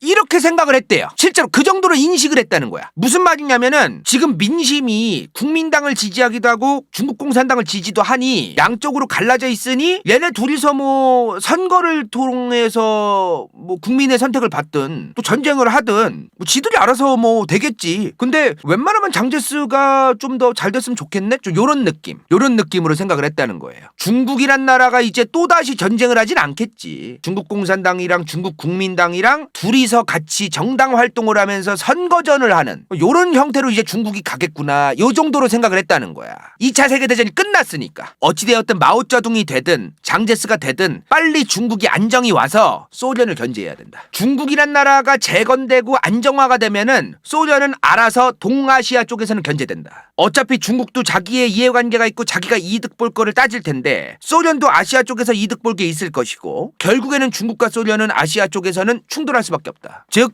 중국이 빨리 재건되고 정상국가가 되어야 된다. 미국의 계산은 그거였어요. 근데 이때 일이 하나 있었어. 소련이 자꾸 만주 쪽으로 내려오려고 하는 거야. 일단 군대 내려오면 빼라고 못해요. 피곤해져. 군대가 내려오기 전에 못 오게 막아야 돼 빨리. 안 그러면 거기서 전쟁이 일어날 수도 있거든. 만주 쪽까지 아예 내려오려고 하는 거야 소련이 지금. 중국에서 장제스랑 마오쩌둥이 지금 간보고 있는 사이에 소련은 자꾸 만주까지 내려오려고 하니까 일단은 미국이 들어갑니다. 허베이 산둥반도로 들어가요. 허베이 산둥 여기 요쪽으로 들어간 거죠. 바로 베이징 주변에 이제 미군이 들어가요. 왜? 얘네가 지금 여기까지 들어올 수도 있다. 소련이 여기까지 들어와가지고 다 먹어버리면 곤란해진다. 그러니까 미군이 여기서 지키고 얘네가 더 이상 못 내려오게 막겠다. 평화를 위해서 임무를 수행하기 위해서 왔다. 그리고 일본 군대가 여기 주변에 아직도 주둔하고 있는 게 있었어요. 얘네가 본토까지 아예 이동할 때까지는 미군이 여기를 잠시 체류한다. 그거야. 요거야 요거. 명분은 일본 군대가 잔존해 있고 얘네가 일본 섬까지 평화적으로 가게끔 우리가 도와주려고 왔다지만 소련 군대가 만주를 넘어서 베이징 밑에 허베이까지 못 내려오게 막아야 됐던 거죠. 근데 이것 때문에 미군이 들어오자마자 중국 공산당 애들이 미국 니네가 뭔데 들어오냐고 난리를 쳐가지고 중국 공산당 애들하고 미군이 몇 명 죽어요. 큰일 날 뻔했어 이때. 그래가지고 하도 얘네도 하여튼 그 좀 생각이 없이 저렇게 막 행동해. 어디 저 사람을 함부로 죽여? 그것도 미군을 정신 나가가지고 아우디 긁는 것도 아니고 페라리 긁는 것도 아니고. 그래서 당시에 미국 마샬 플랜의 기획 설계자 조지 마샬, 당시에 중국 전권 특사였던 조지 마샬이 중국으로 옵니다. 나중에는 이제 그 미국의 국무장관이 돼요. 중국에 왔을 때는 국무장관은 아니었어요. 이 양반이 중국에 옵니다. 그리고 이 양반이 이제 장제스랑 마오쩌둥 사이에 껴가지고 중재를 해요. 너네 둘이 같이 가면 돼. 어차피 정당이 다른 건데 왜 자꾸 전쟁까지 하려고 해. 그냥 민주주의 수립하고 둘이서 이제 선거로 하면 돼. 연합정부 수립도 할 수도 있고 방법이 많아. 민주주의 되게 괜찮은 거라니까. 이렇게 얘기를 한 거야 이 양반이. 그리고 우리는 너네가 연합정부 수립을 할 수 있을 거라고 기대하고 있어. 그렇게 할 거지? 중국 너무 전쟁의 후폭풍이 너무 심하다. 국민당이든 공산당이든 우리 미국은 둘 다 경제 원조를 해줄게. 소련이랑만 사이 좋게 지낼 생각만 하지 마. 그리고 연합정부 수립을 조정하고 준비하자고 얘기를 합니다. 장제스는 빡치는 거야. 아니 미국 얘네는 장난하는 것도 아니고 중국 국민당 하나로 가야 내가 3대 세습 100대 세습을 하는데 무슨 내가 저 공산당 애들 토벌하려고 얼마나 개고생을 했는데 무슨 연합정부들이부터 이 양반이 실정도 모르는 사람이 와서 헛소리를 해. 나가리라 나가 이러는 거야 이제. 멸공 외길 인생인데 그 사람. 연합정부 드립을 치는 거야. 장제스 일기가 공개된 게 있어요. 책으로도 나와 있는 게 있거든. 장제스 일기에 실제로 적혀 있는 게 있어. 조지 마샬은 중국 공산당 선전에 홀려가지고 이상한 소리를 한다. 중국 공산당을 너무 믿는다 이 사람은. 그를 믿은 내가 잘못이다 라고 장제스 일기에 써 있어요 저게. 그리고 조지 마샬의 중재하에 1946년 1월 10일 조지 마샬과 국민당 대표와 저우얼라이 당시 중국 공산당 대표예요. 셋이 만나서 정전협정을 맺습니다. 이때가 46년 1월 10일이에요. 그리고 이 46년 1월 10일에 정전협정을 맺고 1월 13일부터 시작된다. 1월 13일부터 시작하는 거라고. 이제 3일 뒤부터 이제 정전협정이 시작됩니다. 그죠? 1월 10일에 도장 찍자마자 장제스가 공산당 토벌을 시작합니다. 이제 3일 뒤엔 안 돼. 3일 뒤엔 정전협정 시작이라서 3일 안에 끝내야 돼. 빨리 지금. 바로 토벌을 시작해요. 바로 시작해 장제스가. 그러자마자 조지 마샬이 얘기를 해. 장제스한테. 신뢰에 금이 간다. 이 조약을 서로의 신뢰에 의해 미국도 신뢰를 하고 미국이 장제스와 중국 공산당을 다 신뢰해서 한 건데 장제스 네가 이렇게 미국과의 신뢰에 금이 가는 짓을 하느냐. 그랬는데 장제스가 중국 공산당이 최근에 미군 니네도 공격했지 않냐. 그래서 네가 들어온 거 아니냐. 그렇게 위험한 새끼다. 바로 조져야 된다. 바로 조져야 된다. 자 그렇게 1946년 3월부터 본격적인 국공 내전이 시작됩니다. 소련이 이제 관망하고 있었다 그랬죠. 소련이 관망하고 있다가 딱 보니까 장제스는 지멋대로 할 것 같은 거야. 소련과 협의도 제대로 안 보고 소련 말도 아예 안 듣고 미국이 껴가지고 같이 서류에 사인한 것까지도 그냥 뺑끼쳐버리네 쟤. 저 새끼 믿을 새끼가 아니다. 저 새끼가 중국 대륙을 먹으면 소련이랑 같이 사인한 거 그냥 저 새끼 찢어버릴 새끼다 저거. 통수 제대로 치고. 그리고 바로 중국 공산당을 지원하기 시작합니다. 소련은 같은 공산주의니까 얘를 지원한 거라고만 보면 안 돼요. 정말로 그냥 자기들한테 국제정치적으로 유리해지려면 누가 중국 대륙을 먹는 게 좋을까라는 계산을 하고서 한 거예요. 마오쩌둥이랑 덩샤오핑이 중국의 주석에 있을 때 소련과 중국의 사이가 얼마나 안 좋았습니까? 이런 걸 우린 봐야 돼요. 이념으로만 따지면 절대 안 돼 이거를. 자꾸 이념만 따지면 사람이 무식하게 세상을 봐야 돼. 자꾸 자기 멋대로 봐야 돼 그거를. 그래서 이걸 그렇게 따지면 절대 안 돼요. 어찌되었든 소련이 이제 지원을 해주면서 중국 공산당도 점점 군사력이 올라가기 시작하죠. 근데 소련이 대놓고 지원하면 좀 안 될 것 같은 거야. 메이드 인 소련? 이렇게 써있는 거를 대놓고 막 보이는 무기를 쓰고 싸우면 안 되니까 일본군이 만주까지 먹었었잖아요. 거기다 두고 간 거 있지 걔네가. 그 노획한 거를 다 뿌려요. 소련이 이걸 뿌려줘 이제 막. 그러면서 요게 정전협정 직전입니다. 아까 얘기했죠. 요 셋이서 정전협정 사인했다고. 저 마샬이랑 같이. 요 직전의 사진이 이거예요 지금. 지금 소련의 영향권이 이렇게 되어 있죠. 미군은 여기 들어와 있어요 지금. 미군은 이쪽에 들어와 있고 그리고 공산당의 세력권은 지금 좀 요런 느낌이에요. 나머지는 국민당 영향권이야. 어마무시하죠. 그죠? 이게 1946년입니다. 1년 뒤에 어떻게 됐을까요? 중국 공산당이 만주를 다 먹습니다. 1년 만에. 이게 민심을 갖고 있느냐 아니냐의 차이예요. 어마무시한 차이야 이게. 저 당시에 중국 공산당의 군대가 120만 명이었대요. 120만 명. 10만 명도 안 되던 중국 공산당 군대가 국민당이 민심을 잃고 공산당으로 국민들이 가니까 군대에서 징집을 하거나 그럴 때도 수월해지는 거예요. 1년 뒤에 어떻게 됐을 것 같아? 1948년에 어떻게 됐을까요? 이렇게 됩니다.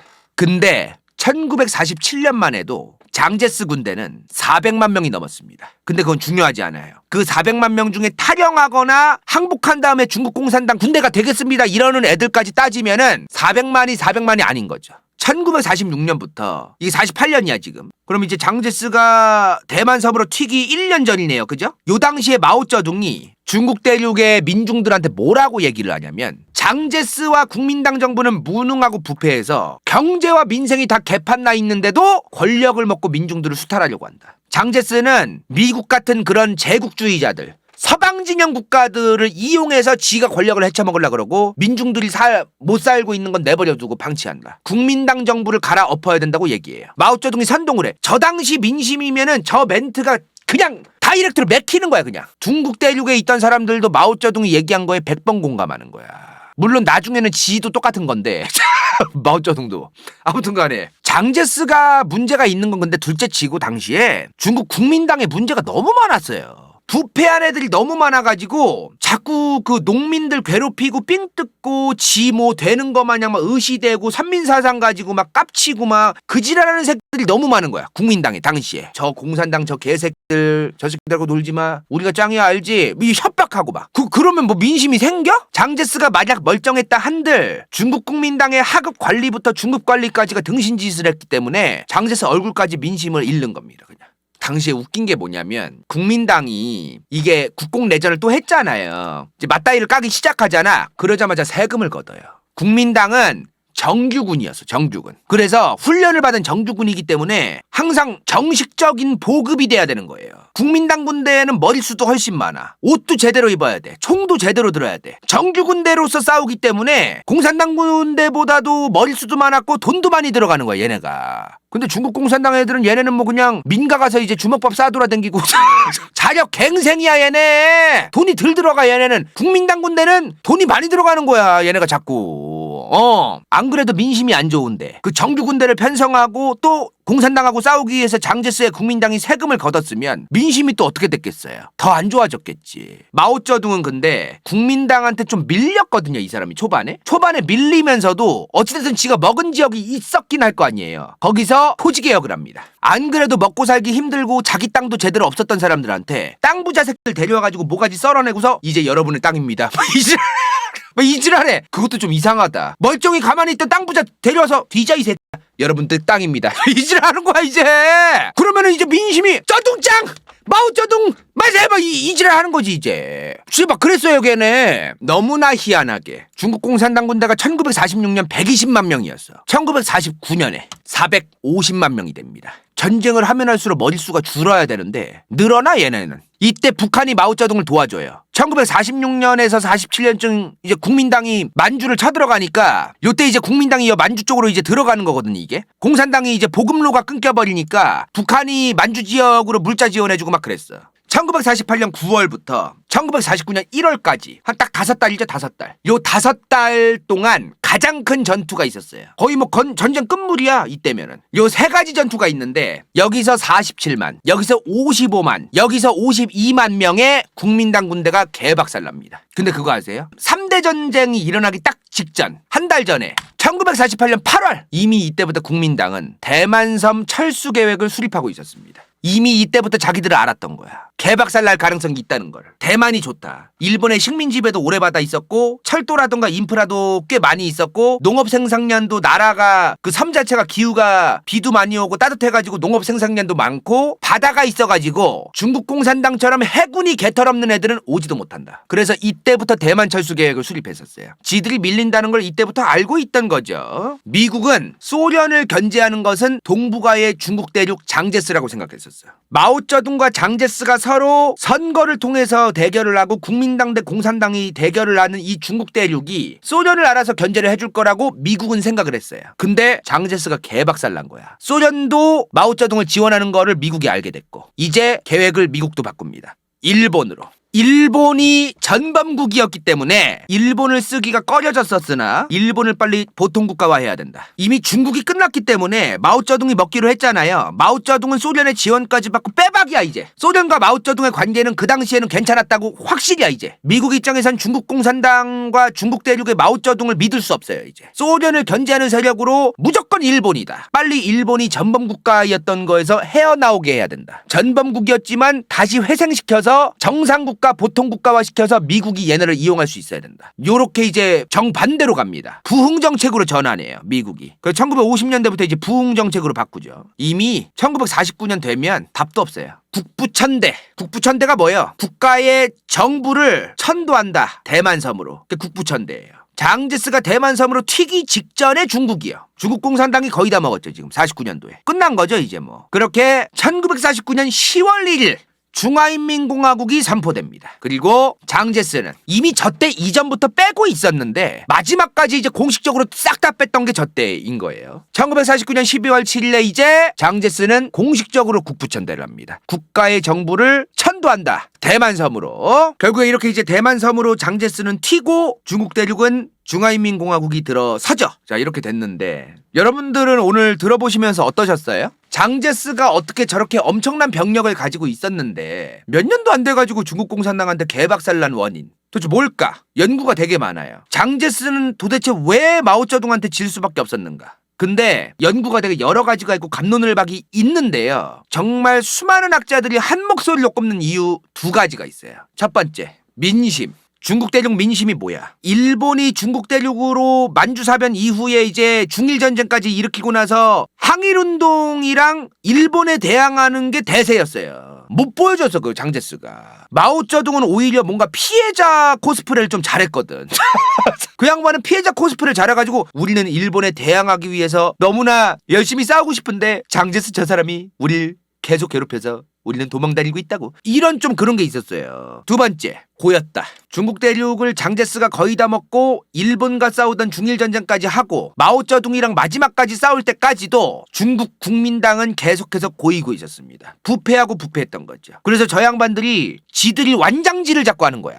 자기들이 뭐가 된다고 나는 국민당원이다. 나는 국민당 사람이다. 백성이라던가 민중이라던가 국민들을 하찮게 여기고 나는 국민당원이다. 나는 대단한 사람이고 니네는 하찮은 인간들이고 막 이지랄 하니까 이거 민심이 돼요 이게? 싸가지 없이 그렇게 하는데? 나라도 싫어하겠다 나라도. 그렇게 이제 일로 갔어. 너무나 안타깝네. 중화인민공화국과 중화민국. 대만의 플레임이 중화민국이에요. 리퍼블릭 오브 차이나. 이렇게 두 나라로 이제 갈라져서 현재까지 역사가 흘러오고 있죠. 근데요, 지금 대만이랑 수교하고 있는 나라가 전 세계에 몇 개국인지 아세요? 우리나라가 현재 수교국이 191개국입니다. 지금 몇 개국일까? 대만은 14개예요.